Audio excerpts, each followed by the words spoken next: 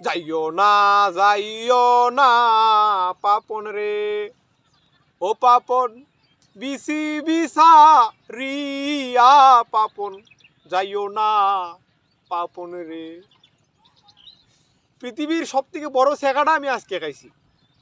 BCB বস নাকি পাপন দায়িত্ব ছাড়তেছে, এই মৌসুম শেষে নাকি তার মেয়াদ শেষ, তিনি দায়িত্ব ছাড়বেন এবং দায়িত্ব অন্যজন গ্রহণ করবেন।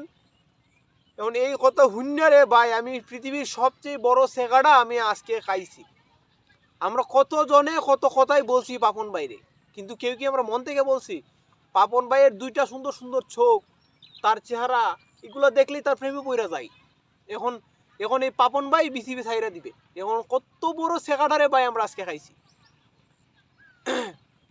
পাপন ভাই, আপনার যে সুন্দর চেহারা, এই দেশের প্রায় লাখ লাখ তরুণ তরুণী, লাখ লাখ ছেলে মেয়ে আপনার প্রেমে পড়ছে। আপনার চোখের চাহনি দেখলে মনে হয় না আপনি জানেন, আপনি বুঝেন। কিন্তু এই আপনাকে যে আপনি যে বিসিবি ছাড়বেন এটা শূন্য, আসলে আমি আমি হতাহত, আমি একবারে হতাহত। আপনি কেন বিসিবি ছাড়বেন? আপনি এখন ক্রীড়া মন্ত্রণালয়ের দায়িত্ব পাইছেন, আপনি ভালো করছেন।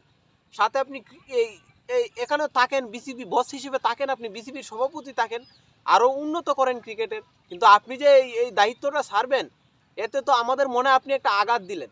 আপনি তো এখন একজন মন্ত্রীর দায়িত্বে যেহেতু আছেন, আপনার তো উচিত জনগণকে রক্ষা করা। আপনি তো আমাদেরকে শেখা দিয়া বুকে আহামরি একটা কষ্ট দিয়া দিলেন।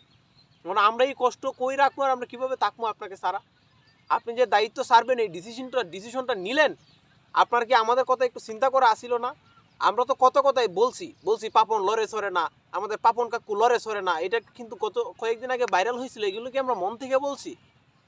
মন থেকে তো একটা কথাও ভুলি নাই, কারণ আপনাকে দেখলে আমরা আপনার প্রেমে পড়ে যাই। সত্যি কথা যেটা, আমরা আপনার প্রেমে পড়ে যাই। আপনারা দেখলে আমাদের মনে ভালোবাসার ফিলিংস হয়। এই সুবাদে আমরা আপনার সমালোচনা করি, কারণ আপনারা আমরা পাই না, যার কারণে আপনার সমালোচনা আমরা করি। কিন্তু তাই বলে আপনি বিসিবি ছাড়ার দায়িত্বটা নেবেন। এখন কথা শুনতেছি যে আপনারও নাকি এটা ভালো লাগে না, যে আপনিও এই বিসিবিতে আর থাকতে চান না। কিন্তু এতে তো সবচেয়ে বেশি কষ্ট আমরাই পাইমু, আবার বেশি সমালোচনা আমরাই করবো। তাই আপনার তো দায়িত্ব আমাদের কাছে থেকে যাওয়া, তো এটা তো আপনার দায়িত্ব। কিন্তু বিসিবি ছাড়ার কথা বলা তো এটা আপনার দায়িত্ব, তো দায়িত্বের মাঝে পড়ে না। আপনি কেন বিসিবি ছাড়বেন? আমি বলি কি, আপনি তেইকা যান, পাপন কাকু লড়ে সরে না, এটাই বরাবর ভাইরাল হোক, আপনি বিসিবির দায়িত্বে থাকেন। আপনার যাওয়ার দরকার নাই, আপনি এখানে থাকেন, আপনি এখানে বসেন, আপনি এখানে খান। দরকার পড়লে আমরা 10 টাকা করে চান্দা তুলে আপনার দিমু, আপনি সেটা দিয়েও খাইবেন, কিন্তু আপনার যাওয়ার আসলে কোনো দরকার নাই, আপনি এখানে থাকেন।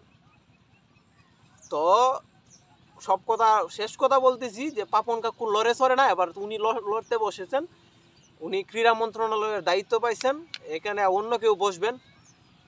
পাপন কাকুর কথা বলতেছি, পাপন কাকু কিন্তু আর ক্রিকেটের দায়িত্বে থাকবেন না, উনি এই মৌসুম শেষে এই দায়িত্ব ছাড়বেন এবং সেখানে অন্য কেউ বসবেন। এখানে দেখতেছি সবার দাবি যে বিসিবি বস হিসেবে মাশরাফিকে চাই। তো আমিও শেষ কথা, পাপন কাকু লড়ছে, পাপন কাকু সরছে, বিসিবি বস হিসেবে বিসিবির দায়িত্বে মনে হয় মাশরাফি আসতেছে।